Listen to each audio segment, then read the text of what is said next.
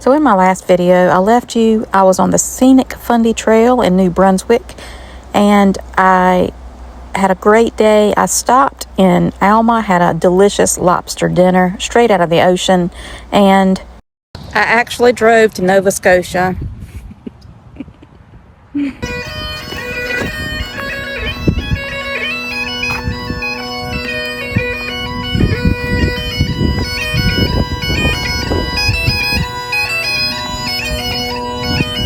Made it to Nova Scotia.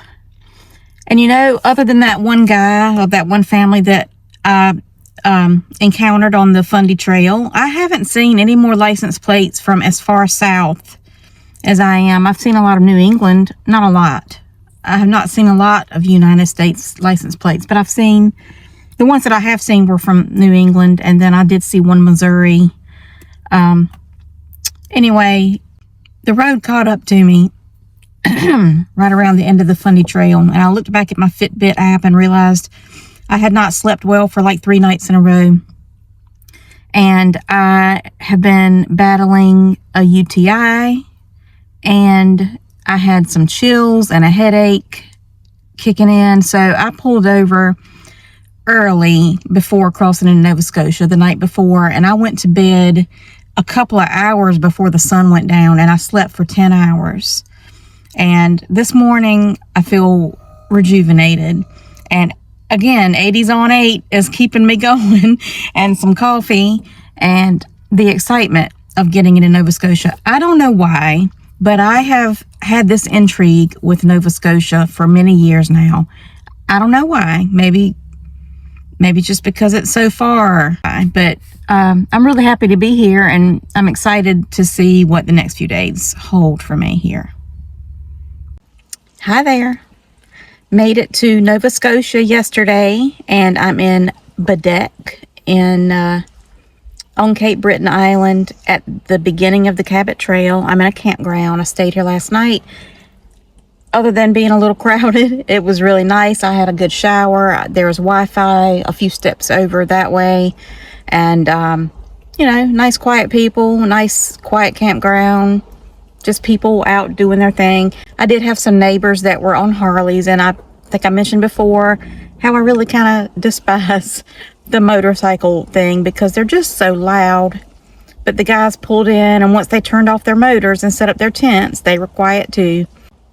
So this is what I came here for. This is what I drove 2,500 miles for, something like that. Yeah, I've driven a little over 2,000 miles.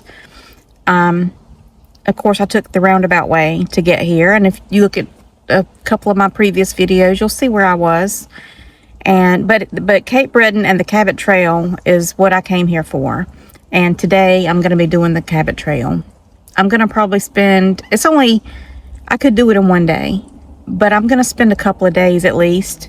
And I'm going to try to stop around halfway tonight and find a campground up around Meat Cove. Hopefully they've got space up there. It's first come, first serve, the campground up there. And then that puts me tomorrow doing the Skyline Trail hike, which is really going to be like the penultimate experience on this trip, I think. It is going to be a 5-mile hike, so I got to get ready for that.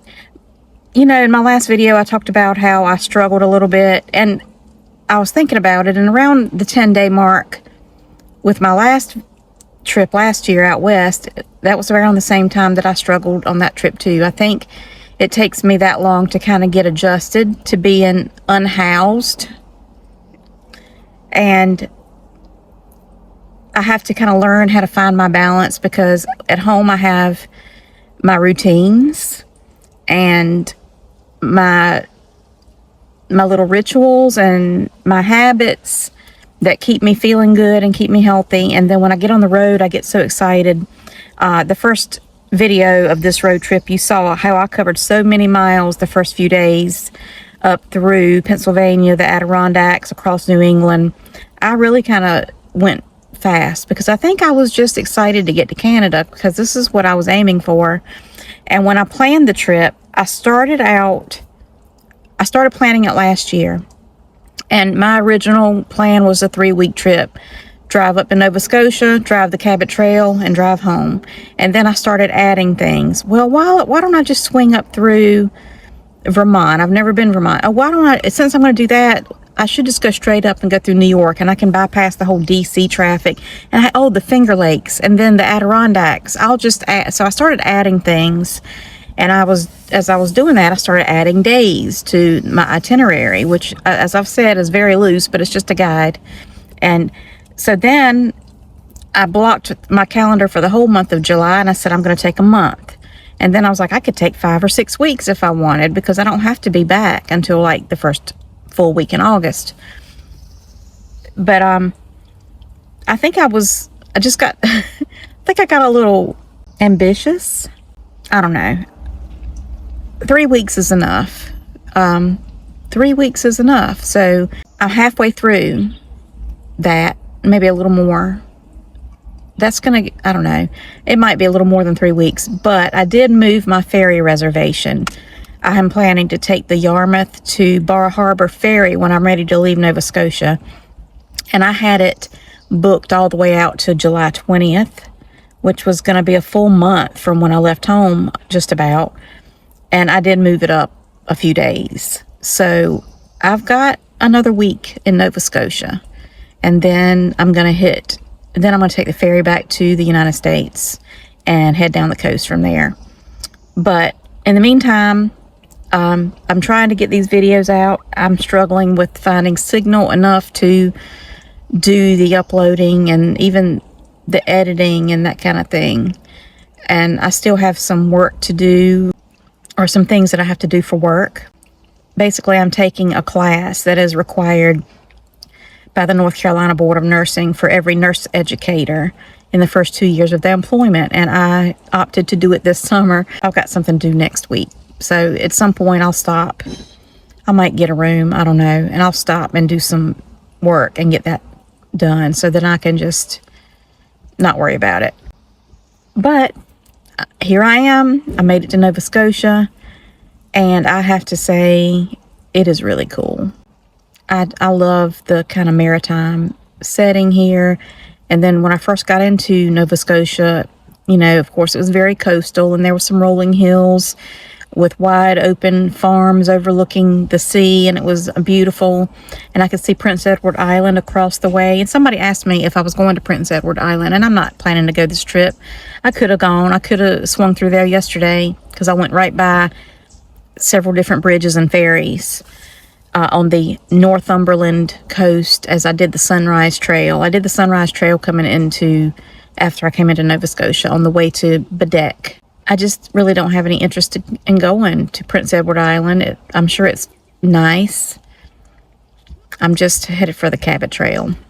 Nova Scotia is big. Once I see the Cape Trail, I feel like everything else is just going to be gravy. Everything else is going to be a bonus. So I'm not sure that I'm going to do the whole Fundy coast of Nova Scotia. Anyway, it's time to leave this campground this morning and head on down the road and see all the good stuff. So I stumbled upon Alexander Graham Bell historic site. Those of us, I don't know if they still teach that in school, but those of us of a certain age remember that he is the one who, I guess, invented the telephone, the telegraph. If there's a garden, I gotta stop and see it.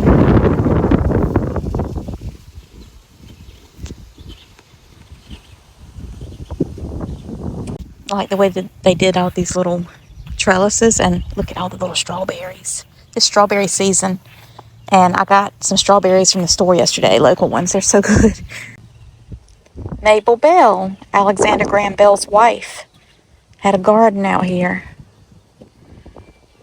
We're just getting to the Highlands part of the Cape Trail, probably close to Cape Breton Highlands National Park. So I just stopped at this overlook, probably halfway up this mountain. We just came from that direction, just came up this hill.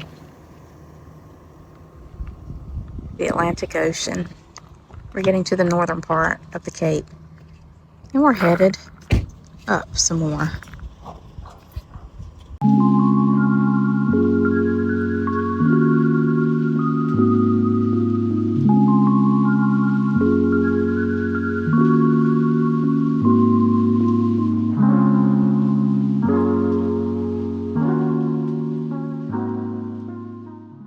So I just stopped at Ingonish Beach.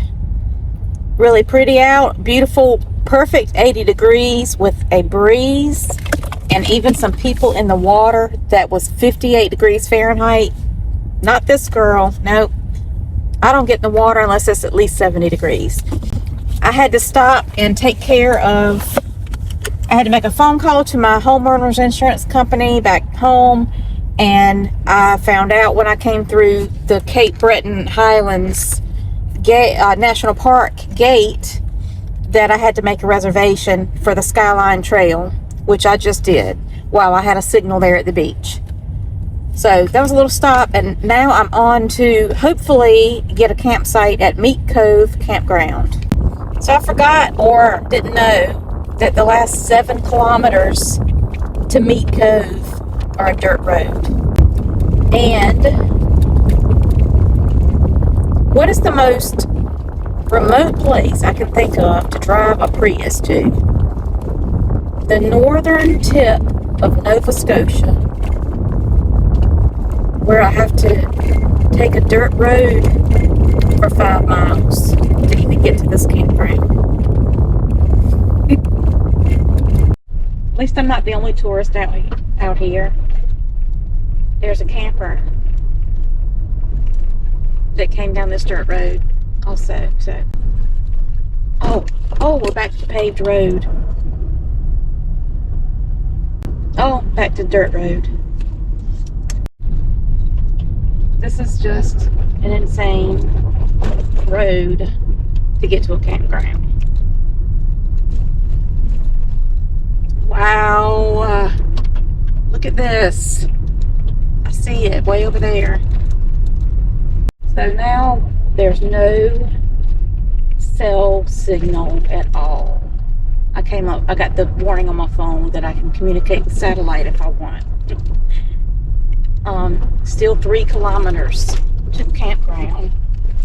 And here's a crazy curve, and this happens to be, okay, look, paved. That didn't last long. We got a little bit of paved road, and then a little bit of dirt road, and then a little bit of paved road, and then a little bit of dirt road. And it's not like the road that's paved is newly paved. It's been that way a while. Meat Cove. I see the sign.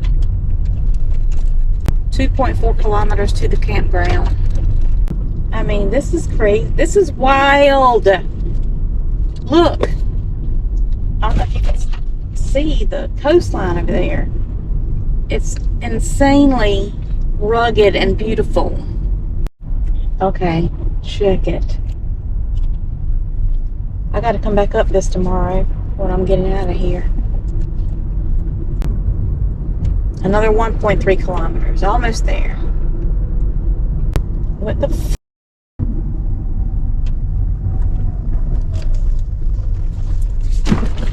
Are you serious?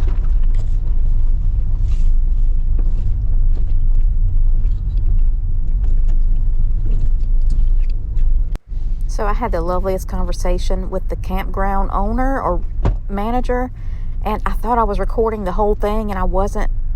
But this is the most weird, quirky little out-of-the-way remote campground where when I turned the corner and saw how many people were here and how many regular cars were here.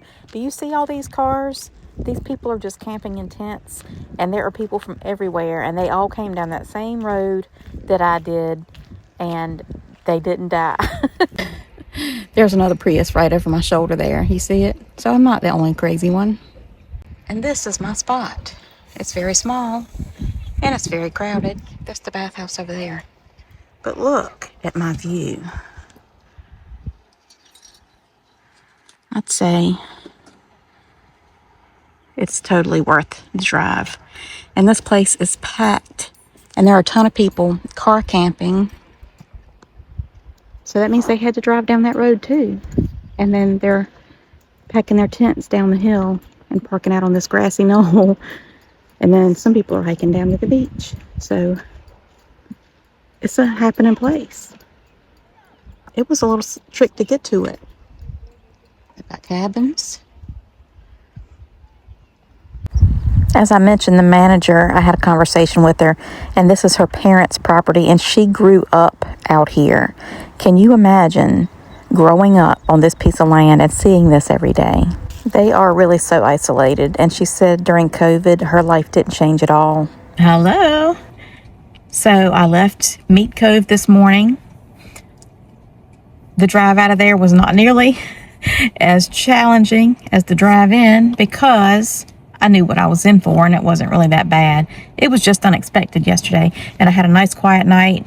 I left the window covers off of my car on the side that was facing the ocean so that the sunrise would wake me up, and I was not disappointed. It did indeed wake me up, and it was beautiful. And then I went back to sleep. I came on down. I am in Pleasant Bay. I stopped at a little restaurant and had a good hearty breakfast and some coffee, and I'm kind of hanging around here killing time until my reservation at the Skyline Trail, which is not until 4 p.m. That was the only one I could get for today.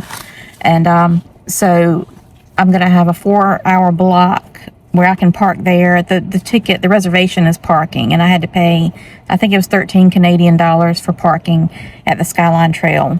And so I'm going to be doing that this afternoon, and it's a 5-mile round trip. It's going to be fine. I've already done a little bit of a hike. Like I said, I'm going to show you that. But the 5-mile round trip, but it's an easy hike according to the map that I have. I'm really looking forward to that. And also, guess what else I just booked? A whale watching tour. And it's not on a big, cushy, comfortable boat. It's on a Zodiac, which is an inflatable boat that seats 12 people. And I couldn't get it in this morning before Skyline Trail. So I had to schedule that for tomorrow morning. So I'm going to hang around here. I'm in the Chetty Camp area. Well, Pleasant Bay right now, but which I'm just north of Chetty Camp, or I think maybe they say it Chetty Camp. So I'm going to be around here for a couple of days. I'm going to do whale watching tomorrow.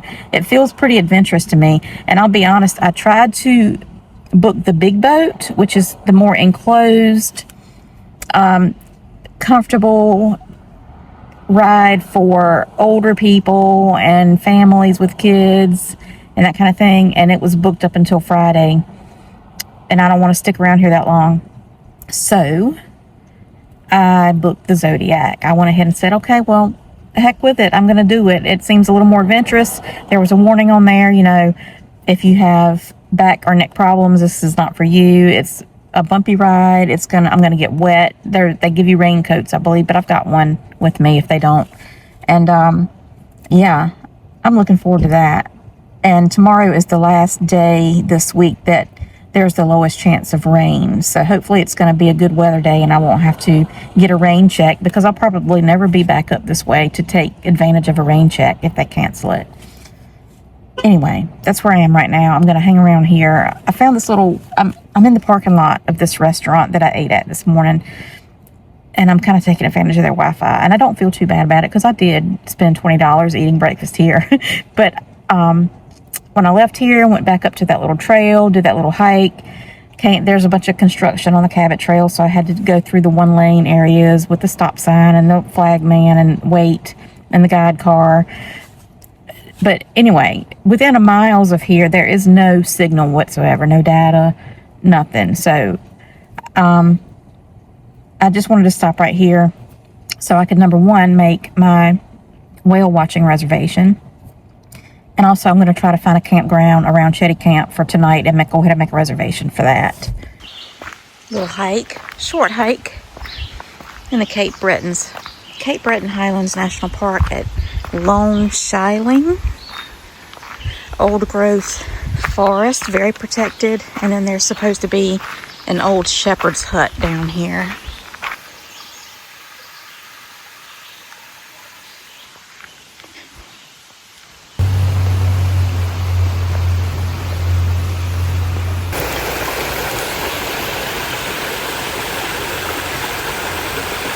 This is so beautiful. Just walking along beside a creek, brook, in the Cape Breton Highlands with no signal, all by myself. 2,000 miles from home. No big deal. These trees are very tall and they are sugar maples. This is apparently a perfect habitat for them, and some of them are over 350 years old.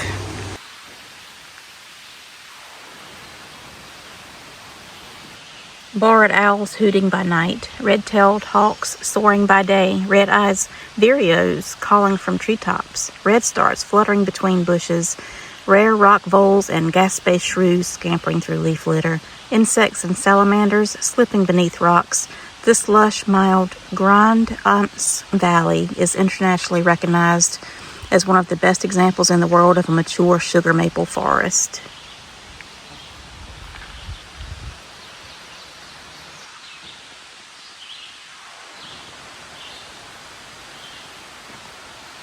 And all these little saplings just covering the ground, waiting for the old trees to fall so they can reach the sun themselves.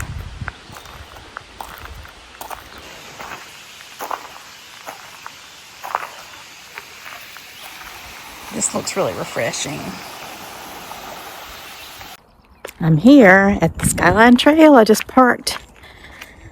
It smells like Christmas trees up here. I'm at the top of this high plateau.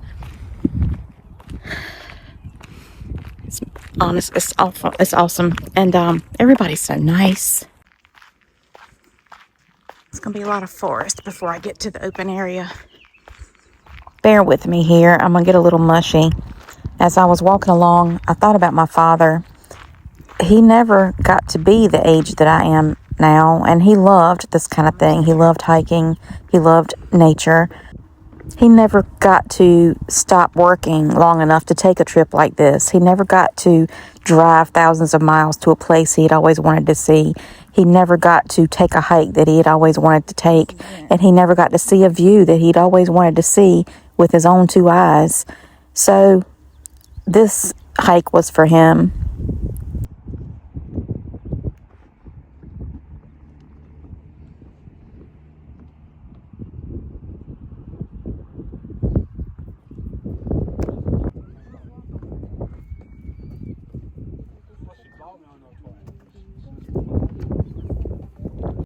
So I opted to take the loop instead of the out and back, which is the long way.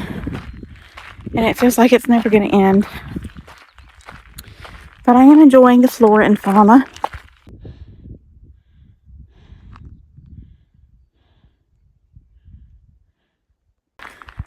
I keep passing people that I feel like I've passed before.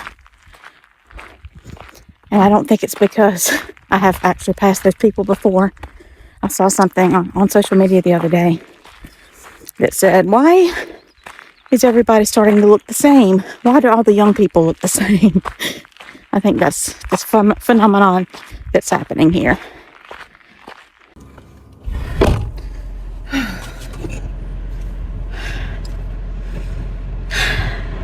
Skyline Trail done. So I've been at the Skyline Trail for 2.5 hours, and I probably spent 20 minutes or so sitting at the end of the boardwalk. So a 2-hour hike, 5.1 or 2 miles, I think. And my Fitbit has clocked 14,000 plus steps today. Proud of myself. I'm going to go to my campground now, check in, see if I can get a shower if it's not too crowded. And if I'm feeling hungry after that, I might treat myself to another lobster dinner. But I think I'm going to end this video because I know it's long now after all that footage I just took of the Skyline Trail. And you know, I have whale watching reservations. So if you want to see that, you're going to have to watch the next video. Thank you for being here, for following along on my adventure, which keeps getting better every day. I'll see you in the next one.